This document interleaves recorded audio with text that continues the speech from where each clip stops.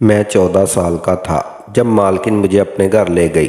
روز مجھے 150 روپے دیتی اور مجھ سے اپنے پچھواڑے کی مالش کرواتی۔ میں جی مالکن کہہ کر 150 روپے میں راضی ہو جاتا اور منہ نیچے کر کے مالش کرتا۔ لیکن ایک رات مالکن کہنے لگی، کامی پتر آج کمرے کی لائٹ بجھا دے۔ میری خاموشی سے لائٹ بجھا دی۔ میرے ہوش اڑ گئے۔ مالکن میرے ہاتھ بری طرح سے کپ کپا رہے تھے۔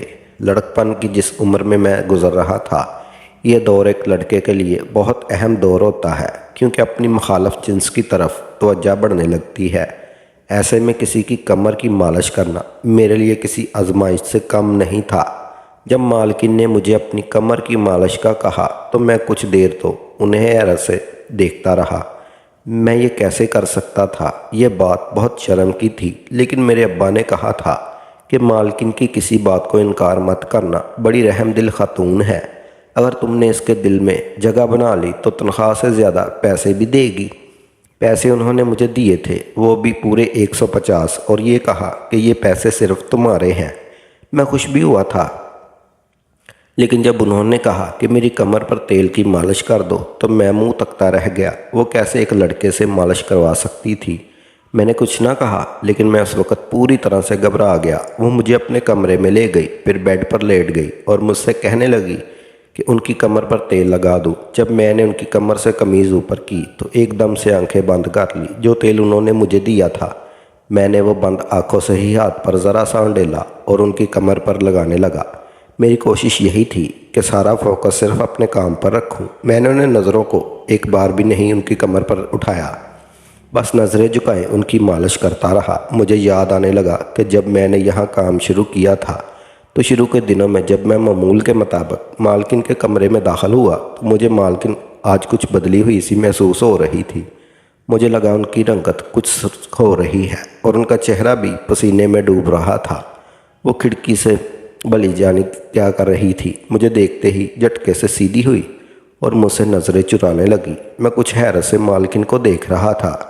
مجھے لگا مالکن کی طبیعت ٹھیک نہیں ہے۔ میں ویسے ہی ہمیشہ مالکن کی خدمت خاموشی سے کرتا، مگر آج میں نے کچھ ہچکچا کر مالکن کو دیکھتے ہوئے پوچھ ہی لیا۔ میں نے کہا، مالکن کیا آپ ٹھیک ہے؟ آپ گھبرائی ہوئی کیوں ہیں؟ میرے لہجے میں خود بخود احترام اور نرمی سے منائے گی۔ میں مالکن کے دل سے عزت کرتا تھا اور مجھے ان کی گہری فکر تھی، کیونکہ وہ میری مالکن ہی نہیں بلکہ وہ بہت ہی کم عمری سے انہوں نے مجھے سہارا دیا تھا اور میری مفصلی میں ڈوبی زندگی کو خوشحال میں بدلا۔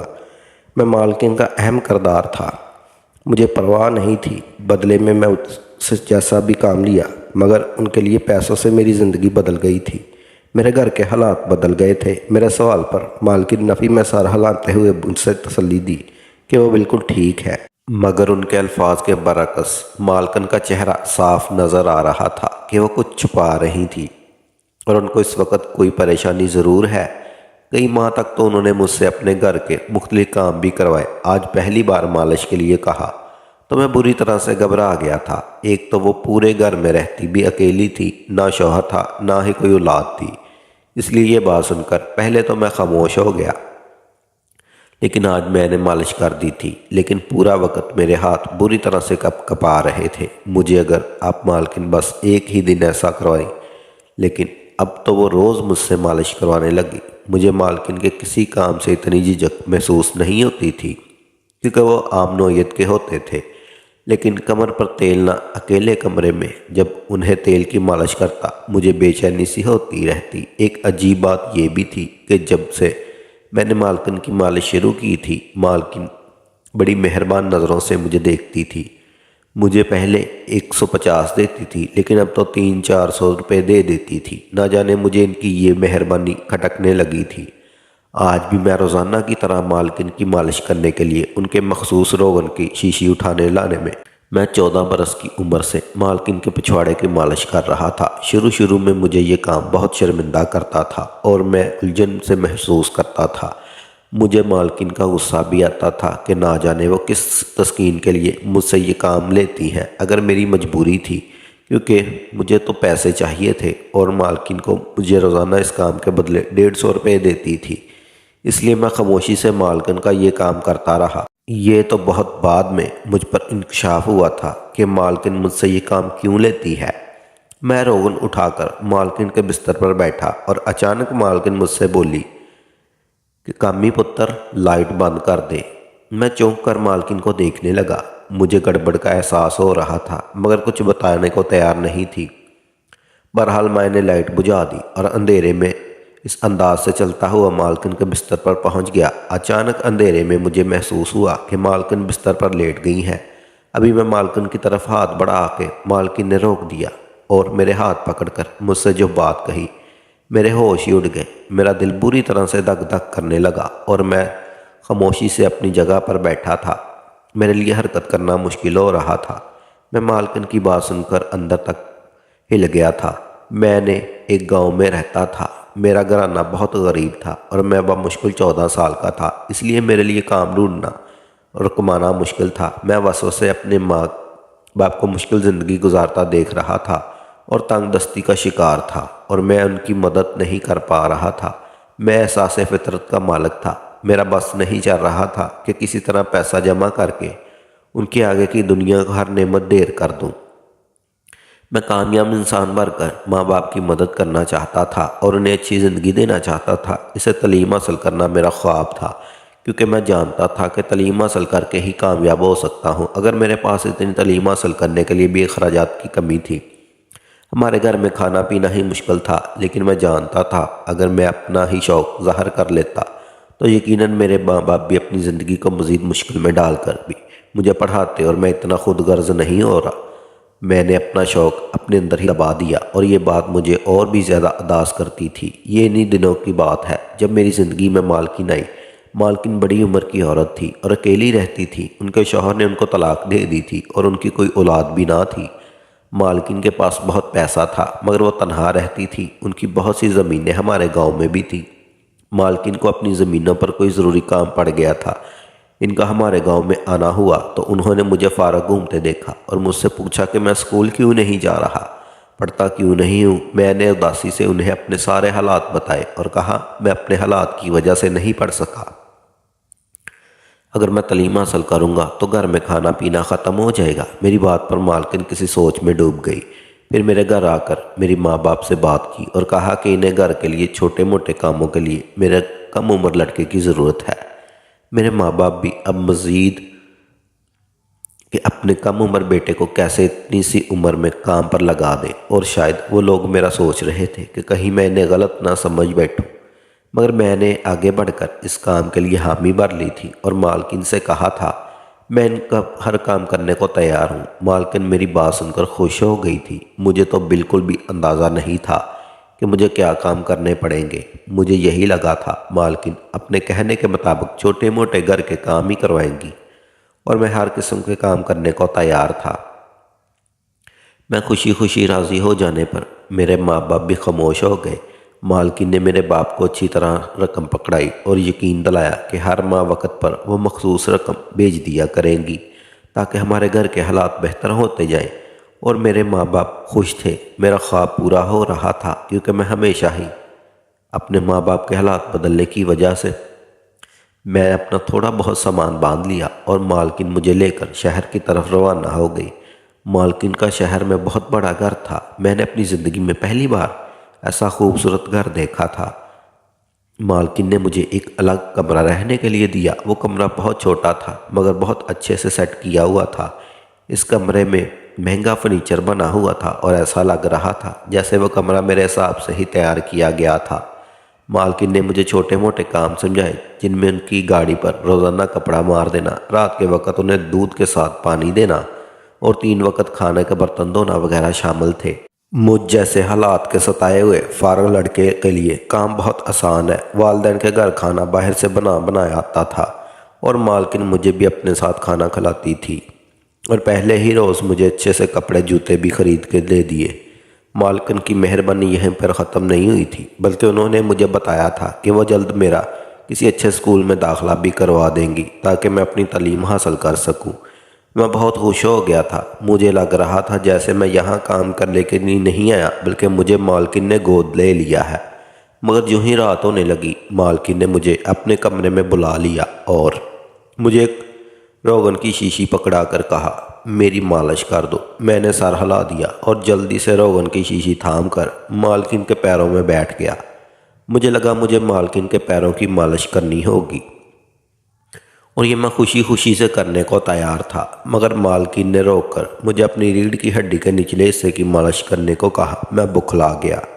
मुझे ऐसा करते हुए शर्म भी आ रही थी और उलझन भी हो रही थी, मगर जैसे तैसे मैंने मालकिन की मालिश कर दी और उठकर कमरे से चला गया। मुझे लगा वो सफ़र करके आई हैं, इसीलिए थक गई होंगी और मुझसे मालिश करवा ली, मगर ये मेरी खाम ख्याली थी।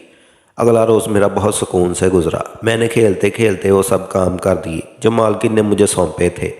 मैं बहुत चुस्त और एक्टिव लड़का था, इसलिए अपना हर काम फुर्ती से कर लिया करता, मगर जैसे ही रात हुई फिर से उसी तरह मालका ने मुझे कमरे में बुला लिया और मुझे रोगन की शीशी पकड़ा दी। मैं सोचकर परेशान हो गया कि मुझे आज भी मालकिन की मालिश करनी पड़ेगी। पाँव और टांगों की हद तक तो ठीक था, मगर मालकिन जहाँ मुझसे मालिश करवाती थी मुझे वो उलझन में मुब्तला कर देता था। मैंने आज भी जैसे जैसे मालकिन की मालिश की और उन्हें देखने लगा। वो सुकून से सोई हुई थी। मुझे समझ नहीं आ रही थी कि आखिर मालकिन को इससे क्या तस्कीन हासिल होती है। मालकिन की ये हरकत मुझे इनसे बेजार कर रही थी। 2-3 दिन गुजरे कि मालकिन ने मेरा किसी अच्छे स्कूल से दाखिला भी करवा दिया। मैं मालकिन का मशकूर था, मगर मालकिन की मालिश करना मुझे बुरा लग रहा था। मालकिन ने यह मामूल बना लिया था कि वह रोज़ाना मुझसे मालिश का कहती। मैं उनके एहसानों तले दबा हुआ था, इसलिए मुंह बनाए जी मालकिन कहकर उनकी मालिश करने लगता। मालकिन ने शायद महसूस कर लिया था मैंने उनकी मालिश बदली से करता हूँ, तब भी उन्होंने मुझे मेरी तनख्वाह के अलावा भी रोज़ाना मालिश के बदले 150 देना शुरू कर दिया। मालकिन की यह हरकत कारीगर साबित हुई। मैं पैसों की खातिर खुशी खुशी काम करने लगा और ऐसे ही मुझे मालकिन के पास काफ़ी वक्त गुजर गया और अब मैं वहाँ के मामूलात का आदी हो गया था। मालकिन की ये आदत अच्छी थी कि जैसे ही महीना पूरा होता वो बिना कहे ही पैसे मेरे घर भिजवा देती, जैसे मेरे माँ बाप की ज़िंदगी सुकून में आ गई थी।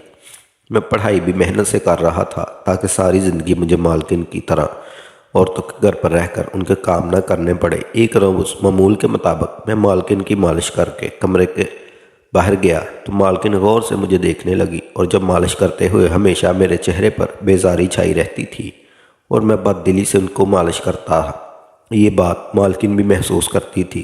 तभी उस रोज़ मालकिन मुझे गौर से देखती रही और फिर बोली कि मैं जानती हूँ कि तुम्हें ये मेरा काम करना बुरा लगता है, मगर मैं मजबूर हूँ, इसलिए तुम्हारी बददिली के बावजूद तुमसे ये काम करवाती हूँ। मालकिन का लहजा उदासी से डूबा हुआ था।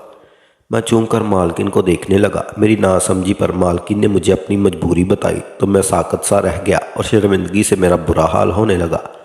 मालकिन ने बताया कि उन्हें रीढ़ की हड्डी का मसला है, जिसकी वजह से वो रात की मालिश के बिना सो नहीं सकती। इस काम के लिए मालकिन ने नर्स लड़कियां भी रखने की कोशिश की थी, मगर सभी को कोई ना कोई बहाना बनाकर कभी जल्दी मालिश कर देती और कभी मालिश के बिना ही शाम को चली जाती। मजबूरन मालकिन ने मुझे काम पर रखा था और मुझ पर इतने एहसानात किए थे ताकि मैं उनकी मालिश करते हुए मुंह ना बनाऊं।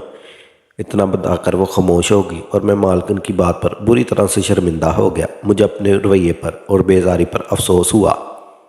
जिस औरत ने मुझ पर एहसान किया था, मैं बस एहसान के बदले में नहीं उतार पा रहा था और इस रोज़ के बाद मैं पूरे दिल से मालकिन की मालिश करता और कभी मुंह न बनाता। मालकिन मुझसे खुश रहने लगी थी।